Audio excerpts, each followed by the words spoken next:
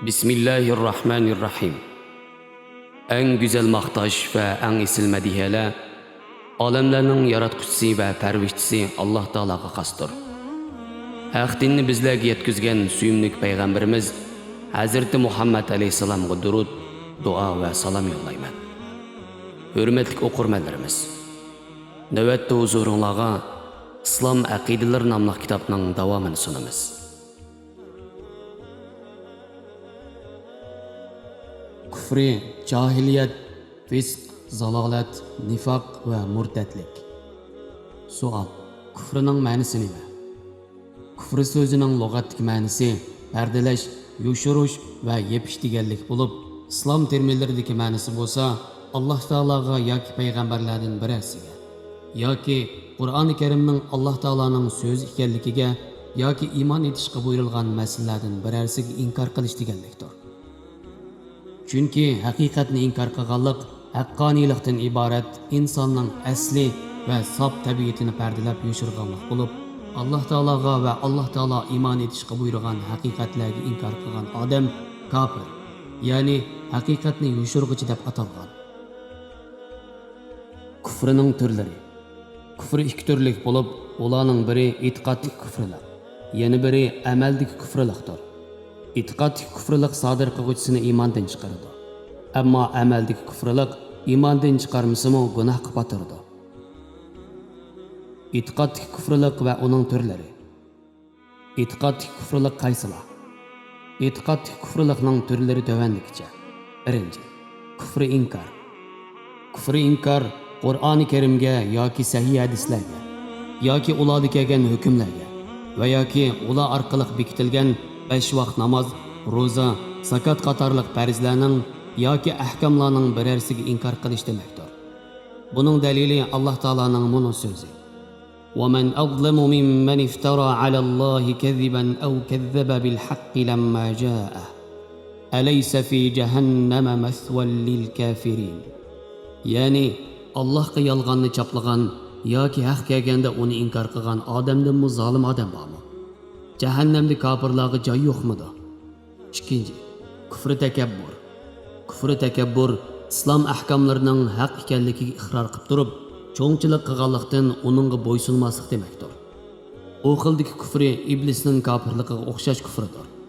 Chunki iblis haqiqatni bilib turib, uni qabul qilishdan bosh tortgan edi. Buning dalili Alloh taolaning bunu so'zi: وَإِذْ قُلْنَا لِلْمَلَائِكَةِ اسْجُدُوا لِآدَمَ فَسَجَدُوا إِلَّا إِبْلِيسَ أَبَى وَاسْتَكْبَرَ وَكَانَ مِنَ الْكَافِرِينَ. Öz vaqtida farishtalarga Odamga sajda qilinglar dedik. İblisdan boshqa hammasi sajda qildi. Iblis sajda qilishdan bosh tortdi. Takabburlik qildi. U kofirlardan bo'lib ketdi. Demak, iblisning Alloh taolaning amriga bo'ysunmaganlik uchun kofir bo'lib ketganligi bu oyatda aniq bayon qilingan. Buningdan ma'lumki, Alloh taolaning amriga bo'ysunmagan takabburlik qiluvchilarning oqibati iblisning oqibati bilan birdir. 3. Kufri shak. Kufri shak islom dinining asosiy aqidalari bo'lgan 6 iymonning qaysi biriga shak keltirish demakdir. Uning dalili Alloh taolaning bunu so'zi: وَمَا أَظُنُّ السَّاعَةَ قَائِمَةً وَلَئِنْ رُدِدتُّ إِلَى رَبِّي لَأَجِدَنَّ خَيْرًا مِنْهَا مُنْقَلَبًا. قال له صاحبه وهو يحاوره أكفرت بالذي خلقك من تراب ثم من نطفة ثم سواك رجلا. Yani kafir adam mundaq dedi: Qiyomat bo'lmaydi deb o'ylayman. Agar men Parvardigorimga qaytarilgandimi, ya'ni qiyomat bo'lgandimi, albatta bu bog'dan yaxshiroq joyni topaman. Uningga mu'min birodari munozirlashgan holda seni aslida tuproqdan, ondan obi ma'nidan yaratib, ondan seni ravus inson qilgan zotni inkor qilamsan dedi. Chunki Alloh taologa ishongan bo'lsa-mu, oxirat kunining bo'ldiganligiga ishonmagan odam shaksiz kofirdir. Bu oyatda qiyomatning bo'ldiganligiga shak keltirgan kishi Alloh taoloni inkor qilganga o'xshash qilib ko'rsatilgan. Alloh taoloni inkor qilgan kishining kofir bo'ldiganligida shak yo'q. Kufr itiroz. 4. Kufr itiroz.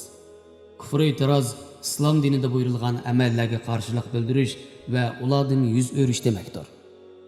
وَالَّذ۪ينَ كَفَرُوا عَمَّا اُنْذِرُوا مُعْرِضُونَ. Yani kafir boğalla agahlandırılgan nersilerden yüz örgüçilerdir. Bu ayetten Allah Teala'nın emir fermanlarından ve İslam davetinden yüz örgüçilerinin şeksiz kafirler ekanligi ifodalanadi. 5. Kufr nifaq. Kufr nifaq tilde özünü Müslüman deb qo'yib, dilida ishonmaslik demektir. Bunun delili Allah Teala'nın bunu sözü. وَمِنَ النَّاسِ مَنْ يَقُولُ آمَنَّا بِاللّٰهِ وَبِالْيَوْمِ الْآخِرِ وَمَا هُمْ بِمُؤْمِنِينَ. Yani kişiler arasında Allah Teala'ga ve ahiret günüge işendik degüçiler var. Hakikatte ular işenmeydi. Bu ayette münafıklar ağızları arkalık özlerine Müslüman deb qanchalik da'vo qilsa-mu, amaliyotda ularning musulmonlardan emas, balki kuffarlardan ekanligi ifodalanadi. E'tiqoddagi kufrining hukmi. E'tiqoddagi kufrlikni sodir qilgan odam islom va iymondan chiqib ketish orqali kofir bo'ladi. Qilgan yaxshi amallarining hammasi bekor bo'lib ketadi. Chunki e'tiqoddagi kufrlik iymonga zid keladi va iymon bilan hargiz birlashamaydi. Amaldagi kufrlik. Amaldagi kufrlik qaysilar? Amaldagi kufrlikning turlari tovandikicha. 1. Kufri ne'mat. Kufri ne'mat Allah Teala'nın bergen nimetlerini tonup durup, onunğa şükür ada qilmasdan Allah Teala'ga asilik qilish demektir. Bunun delili Allah Teala'nın bunu sözü. La in shakartum la azidannakum ve la in kafartum inna azabi lashadid. Yani şükür qilsanglar onu teximi ziyoda qilaman. Agar tuzkorlik qilsanglar mening azobim albatta bakmu qattiq bo'ladi. 2. Kufr ma'siyat. Kufr ma'siyat islom dinida kufrlik bilan sifatlangan har qanday gunoh ma'siyatlar va yomon ishlar demakdir. Ular tovandikicha. 1. Musulmonni nohaq o'ldirish. Buning dalili payg'ambar alayhisalomning bunu so'zi. Musulmonni haqoratlash og'ir gunohdir. Uni nohaq o'ldirish kufrlikdir. 2. Aroq ichish, o'g'irlik qilish va zina qilish. Bunun delili Peygamber aleyhisselamның bunu sözü. Zina qiluvchi müminlik holatida zina qilmaydi. O'g'ri müminlik holatida o'g'irlik qilmaydi. Va haroq ichuvchi müminlik holatida haroq ichmaydi. 3. Namoz, roza, zakat qatorliq farz amallarni tark etish. Bunun delili Peygamber aleyhisselamның bunu sözü. Kafirlar bilan bizning oramizdagi farq namozdir. Namozni tark qilgan kishi kafir bo'lgan bo'ladi. Bu hadisdagi kafirlik iymondan chiqaradigan darajadagi e'tiqodiy kafirlik emas, balki amaldagi kafirlikdir. 3. Kufr hukm. Kufr hukm islom qonunining afzal ekanligiga iqror qilib turib, boshqa qonunlarni dastur qilib, ular bilan ish ko'rish demakdir. Buning dalili Allah Teala'ning bunu so'zi. وَمَنْ لَمْ يَحْكُمْ بِمَا أَنْزَلَ اللّٰهُ فَأُولَٰئِكَ هُمُ الْكَافِرُونَ. Yani kimler ki Allah düşürgen ayetler boyunca hüküm kılmaydıken ular kafirlardır.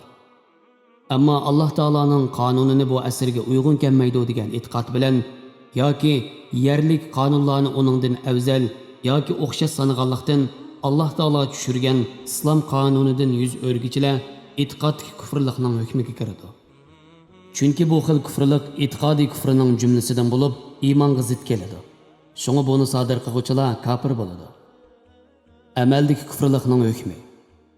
Amaldagi kufrlikni sodir qilgan kishi islomdan yoki iymondan chiqib ketmaydi. Natijada kafir bo'lmaydi. Qilgan yaxshi amallarimi bekor bo'lib ketmaydi. Chunki amaldagi kufrlik iymonga zid kelmaydi. Biroq uni sodir qilguvchi qattiq gunohkor bo'ladi. Jahiliyat degan nima? Jahiliyat lug'atda ilimsizlik degan ma'noni ifodalasa, İslam terminlerinde Araplarning islomdan burungi holati bo'lib, buning ma'nosi Allah Teala'ni, uning payg'ambarini va dinining ko'rsatmalarini bilmaslik, nasab bilan faxrlanish, haqiqatni qabul qilishdan cho'ngchilik qilib bosh tortish va asabiylik qatorliqlardan iboratdir. Jahiliyat umuman haq dinni bilmagan yoki to'g'ri ilmga agashmaganlarni ko'rsatadi. Shayxul Islom Ibn Taymiyya mundaq degan: haqiqatni bilmaslik bir jaholatdir. Ammo haqiqatning aksiga e'tiqod qilish murakkab jahiliyatdir. Islomdan ilgiriki insonlar jahiliyat davrida edi.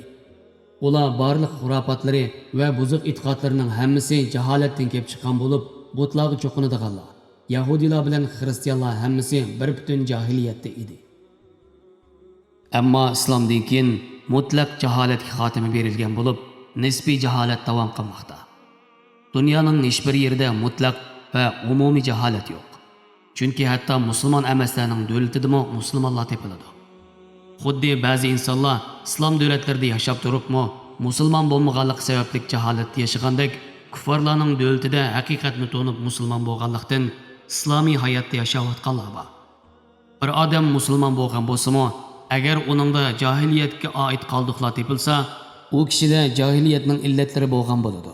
Bu xuddi Abu Zar radhiyallohu anhu Bilal radhiyallohu anhu ni qora tanlik ayolning bolasi deb ayblaganda payg'ambar alayhissalomning onunga "Sen jahiliyatning illatlaridan qutulib bo'lmagan odam ekansan" deb qayg'anligi buning misoli. Fisq degan nima?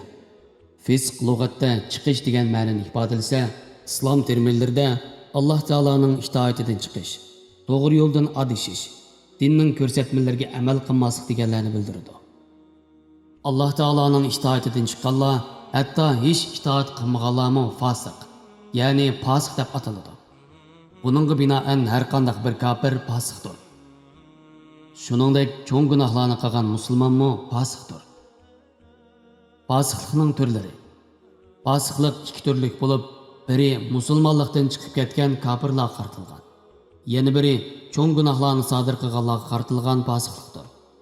Bularning har ikkisi fosiq deb ataladi.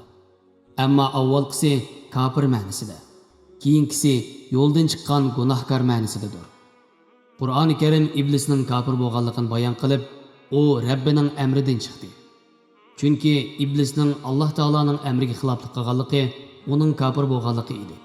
Ammo وَالَّذِينَ يَرْمُونَ الْمُحْصَنَاتِ ثُمَّ لَمْ يَأْتُوا بِأَرْبَعَةِ شُهَدَاءَ فَاجْلِدُوهُمْ 80 جَلْدَةً وَلَا تَقْبَلُوا لَهُمْ شَهَادَةً أَبَدًا وَأُولَٰئِكَ هُمُ الْفَاسِقُونَ. Yani kippetlik ayollarni zina bilan qaralab, buni isbotlash uchun 4 guvohchini keltirmagan kishilarni 80 qamchi uringlar va ularning guvohligini hech bir vaqt qabul qilmanglar. Chunki ular yo'ldan chiqqanlardir degan oyatdagi fisq so'zi cho'ng gunohni sodir qilish bilan gunoh qilib atganlik ma'nosida kelgan. Shayxul Islom Ibn Taymiyya mundaq degan: Ulamolar fisq so'zini gunoh ma'siyat deb tafsir qilgan. Zalolat. Zalolat degan nima? Javob: Zalolat so'zi lug'atda ozg'unlik, to'g'ri yo'ldan ezish deganlik bo'lib, hidoyatning aksidir. Zalolat so'zi Qur'oni Karimda tövandagi ma'nolarda kelgan. Birinchi, kufr ma'nosidagi zalolat. وَمَنْ يَكْفُرْ بِاللَّهِ وَمَلَائِكَتِهِ وَكُتُبِهِ وَرُسُلِهِ وَالْيَوْمِ الْآخِرِ فَقَدْ ضَلَّ ضَلَالًا بَعِيدًا.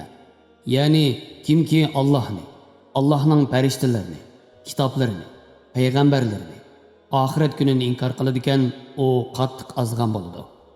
Ikkinchi, shirik ma'nosidagi zalolat. وَمَنْ يُشْرِكْ بِاللَّهِ فَقَدْ ضَلَّ ضَلَالًا بَعِيدًا. Yani kimki Allohga shirik keltiradigan, o qattiq azg'an bo'ladi. Uchinchi, xatolik ma'nosida kelgan zalolat. Qur'oni Karim Musa alayhisalomning so'zini hikoya qilib mundaq degan: قال فعلتها إذا وأنا من الضالين.